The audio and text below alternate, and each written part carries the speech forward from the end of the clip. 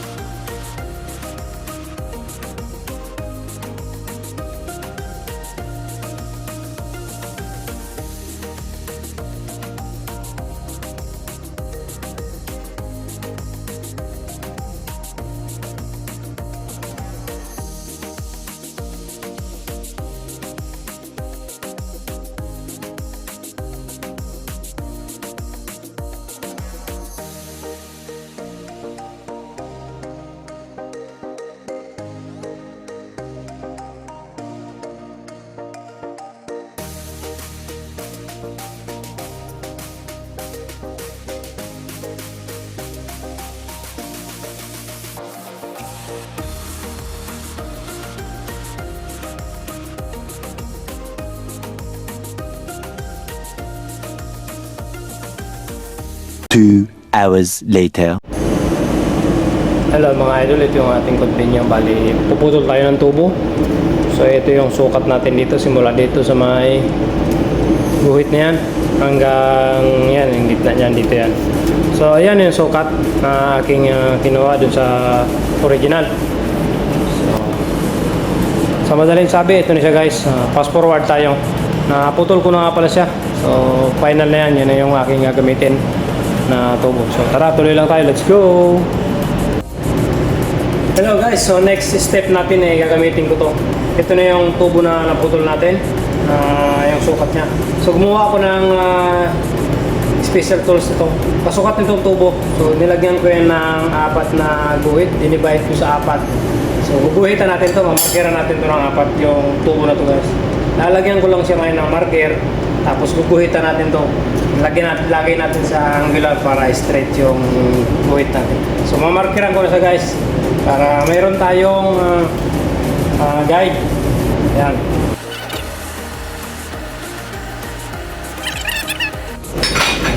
So what's up guys? So ito na nga pala yung next step natin. Nalagyan na natin yan ng marker. Yung 4 na marker. So ngayon, guguhitan na natin siya. Ginamitan ko na itong C-clamp para hindi siya papalag. Once na guhitan natin para steady pa rin yung kanyang posisyon. So, tara, let's go. Guguhitan natin ito guys. So ito yung ating continue na ating ginagawang economizer drain pipe. So lalagyan ko din ito ng marker. Itong pangloob na tubo nito. Para lahat may marker sila, hindi tayo maliligaw.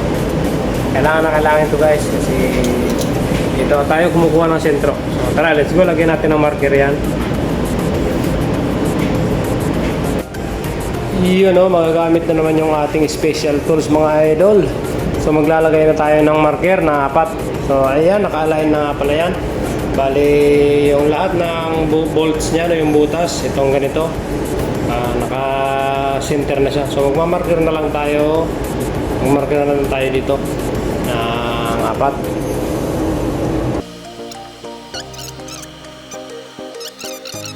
Five minutes later.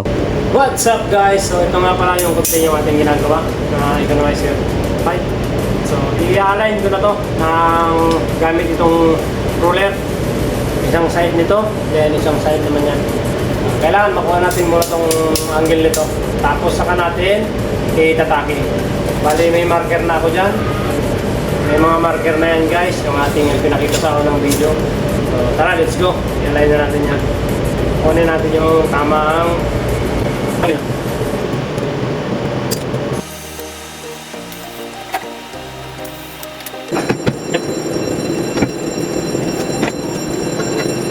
So ito, kukunin natin yung angle nitong flash ito na ilagay ko na pala siya. Kaya ko na lang is yung angle niya makuha. So ito ulit yung ating gagawin, ganito lang.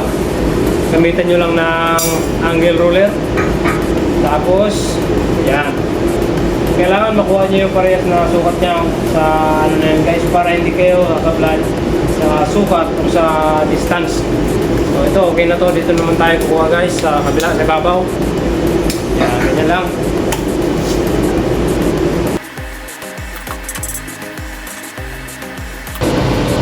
Yan na pala, tapos ko na mga idol na maipit at itong isang side. Then ito namang isang side, natapos ko na to. Yan. Ito yung kapares niya. Ito ay nataking ko na rin to, nakuha ko na rin yung angle niya, magkabilaan. So, nakataking na to guys. Then ipinasok ko na rin itong kanyang takip. Mamaya ko na to, final lang sa huli na to, itatak or i-weld. Kasi dito natin kukunin yung distance. Ito yung huling natin. So, isasalpa ko na to guys para makita nyo na rin. So tara, let's go. Bali ito na yung pinaka-distance niya. Final na to guys, kuha ko na yung distance niyan. So ayan. Paano ko siya nakuha ang distance? Ginamitan ko lang nitong C-clamp. Pero yan, hindi pa yung naka-welding dito. Hindi pa kasi ito naka-welding. Tapos ito hindi pa naka-welding yan. Ang kinuha ko lang is yung ating distance niya. Yung overall distance, overall length. Tapos yung ating alignment ng bolt saka bolt. Naka-align na yan guys kasi meron tayong guhit dyan na nilagay. Kung naalala nyo sa yung yung mga guhit na yan, saka yung guhit niyan, yung maliit na tubo, may guhit din yan. Tapos itong plants, may guhit din yung gitna niyan. Tapos yung plants na malaki, may guhit din yung gitna nun. So lahat ng guhit, pinagtapat ko lang yan lahat. So kahit hindi man ako gumamit ng level, pasok na pasok pa rin yung ating mga bolt dyan. Ganun lang.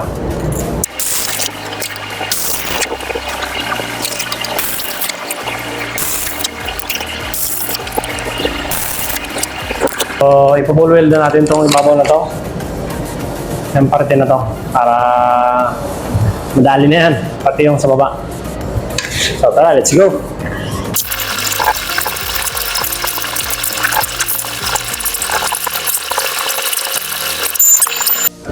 What's up mga idol? Okay na yan siya. Pwede na yan kahit paano.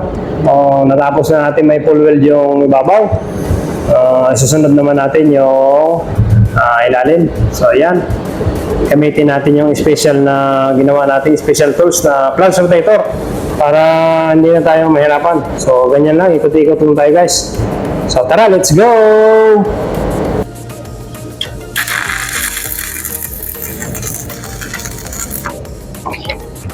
So ayan guys, yung ating welding. Ayan.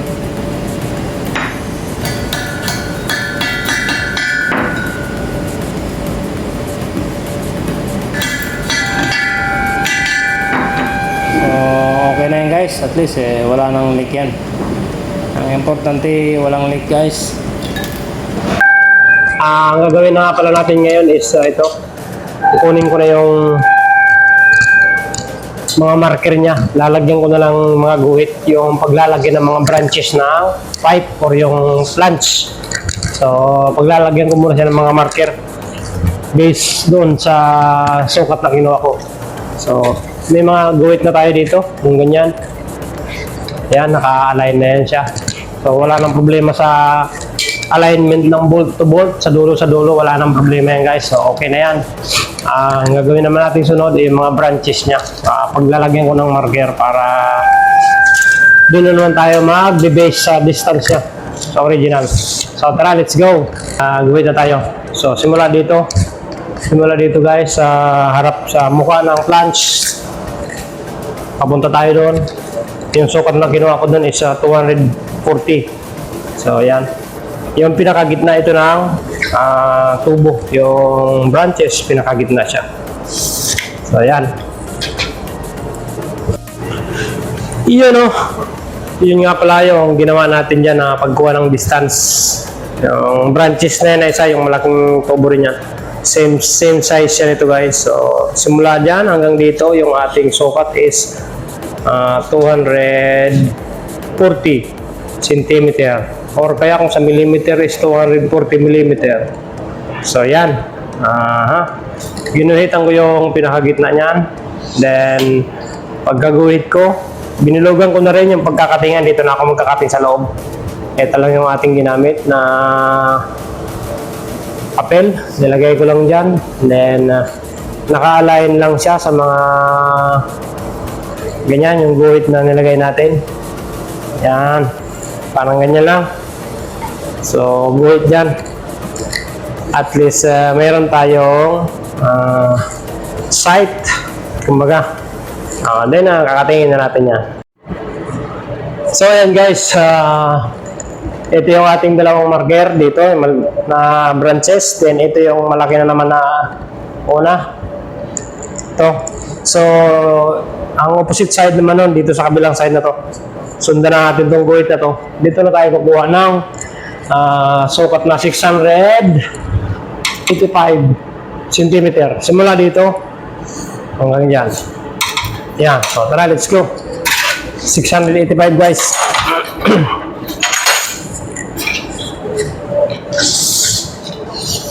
$685.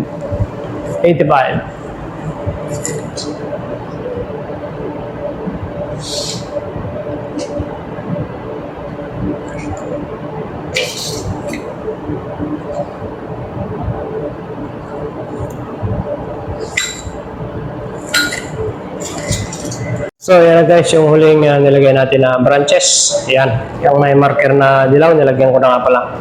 So, gumawa ulit tayo dito ng sukat sa dulo. Yan, ganyan. Based dun sa ating sukat sa original is 685. Yan, so yan. Tapos, yung ating mga unang ginawa na branches, yan. May sukat na rin yan. Ayan na yung marker niya. Then, ito. Yan. Yan. Pansinin nyo guys. Yun. Yan o. Lagi nakapatong yan sa guhit na yan. Nakaano siya. Yun. So, kasi hanggang dyan may guhit yan dyan. Nabura lang kasi tinamaan na ng welding. Tapos dito. Yan. So, nabura na kasi. Sige lang. Okay lang yan. So, what's up guys? I-pipate up ko nga pala din tong i-align ko din itong dalawang plants. Yung dalawang branch niya. So, ganito lang. Simple lang. Yeah. Ganyan lang. Tapos, silipin nyo lang dito yung kahit mata-mata na lang guys. Makikita nyo yung kung tabingi. So, okay na to. Naka-level na to dyan guys. Diretso na yan. Ibig sabihin yung sukat nito pantay na yan dyan. Yan. Okay na yan siya guys. Weldingin natin to. Kasama to dun sa ating project na ginagawa. So ayan yung loob niya na welding ko na nga pala. Yung loob niya. Pati yung isa. So dito naman tayo sa labas mag-welding guys. Gamitin natin itong special tools. Yan o. So, tara, let's go!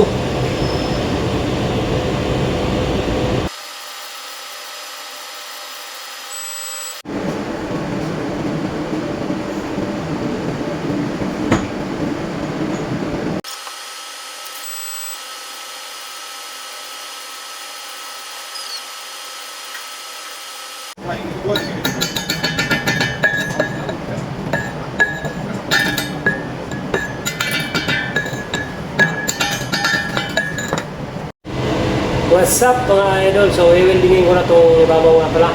So, tara, let's go. Weldingin na natin.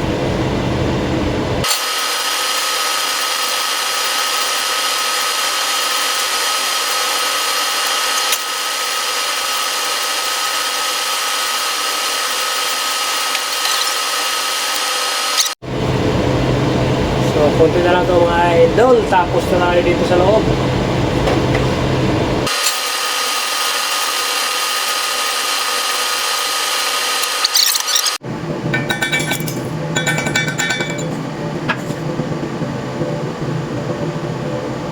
Alright, pwede na yan. What's up mga idol? So ayan yung ating ginawa na jig. Itong jig na to is size to ng motor doon. Yung float sensor. Yung float sensor yan. So pansinin nyo, yan, dyan nakagitna siya. Then ito rin sa kabila. Kasi yan yung ating sukat. Then dito sa yun o. So wala na yan, dali na yan. Pasok na yan guys. So, ganun lang yung ating pag-pit up. Simple lang naman to. Hindi naman to masyadong komplikado. Basta pumasok yung ating mga marker, walang problema yan. Pasok pa rin yan doon. Walang magiging problema yan. So, iwilingin na natin yan guys. Tapos, yun na namang dalawa ang ating kakabitan. So, tara, let's go!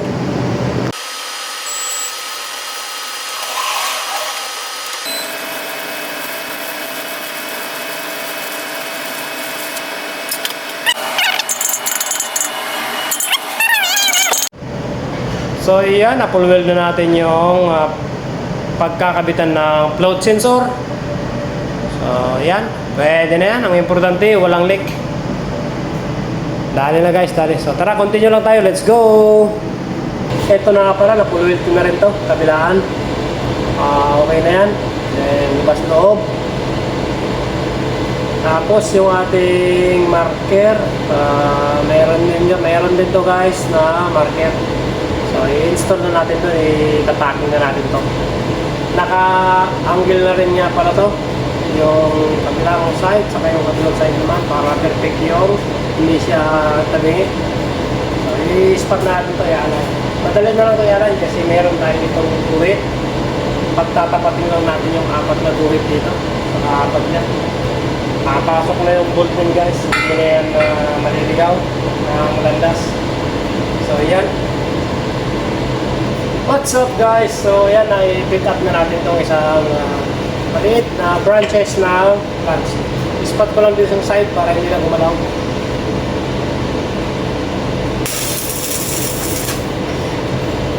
So sukatin ko lang ulit. Yan.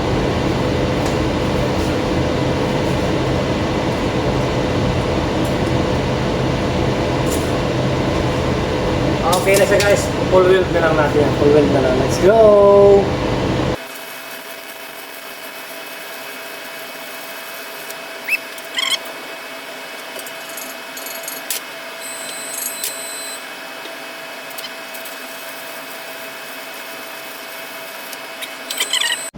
What's up mga idol? So yan nga palang plans na yan. May tubo na ready. Is dito ko na yan i-install. So as you can see, may butas na siya. Then yung ating mga guhit, nandiyan pa rin yan. So ipipit up na natin yan guys. Nilagyan ko na ng mga marker yan. So meron na yan. Nahati na yan. Then nilagyan na natin ng 4 na guhit. So tara, let's go!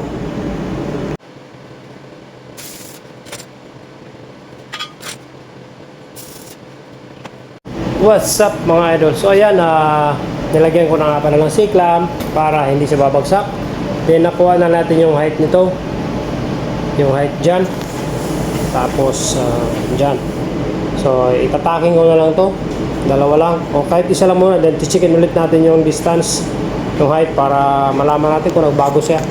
Bago natin na full weld. Sorry. Yan. Yung marker natin sa ilalim, meron na yan. Ayan siya. Ayan. Kaya hindi maliligaw yung ating bolt niya. Tatama pa rin siya guys. So tara, let's go. I-welding na natin yan guys. So tara, let's go. Ispat na natin yan. Baka makawala pa yan guys. You know.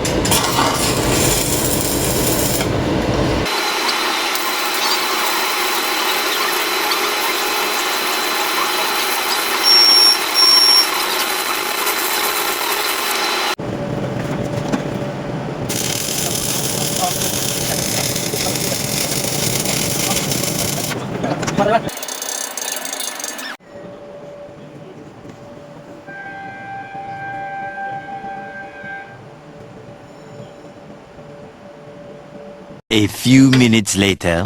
Okay, guys, See you on 2 all weeks. the best. Yep. This is my very good second engineer. It's buddy. Oh, nice, very nice guy. Yep, I'm proud of him. Strong guy. Like Manny Pacquiao. Yep. So, I will continue to build this one. Tuloy na natin yung ating ginagawa. So, may party pa ako dito ngayon na puloy. So, tara, let's go. Puloy na natin guys.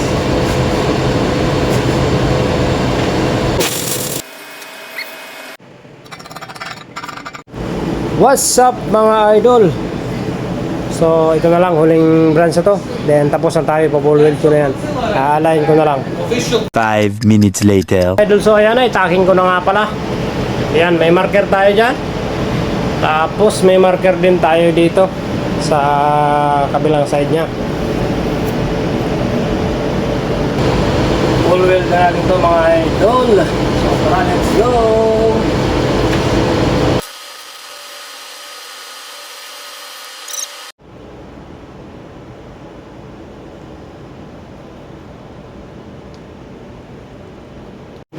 What's up mga idol? So ayan na nga pala, natapos ko na yung aking project na economizer drain pipe. So ayan, yung ating mga marker dyan, hindi nawawala yan. Talagang yan yung ating pinaka-site. So pansinin nyo, yan. Hindi pwedeng mawala yan mga idol. Kailangan na kailangan yan. So ayan, finish na yan lahat. Wala na. Pintura na lang yung kulang dyan. Tapos salpak na yan doon. Sana may natutunan kayo sa konting video na yun na ginawa ko. So, sa mga baguhan dyan, sana may nakuha kayong maliit na tips or tricks, diskarte. So, ganun lang. Maraming salamat sa aking mga supporters. Kahit na simple lang yung ating mga ginagawa. Sana supportan nyo rin yung aking Facebook page, Pitts Vlog, saka yung aking YouTube channel, Pitts Vlog. Maraming salamat sa inyo guys. So thank you very much. Sa susunod na naman, abang-abang lang sa susunod yung video. Thank you guys. The next day.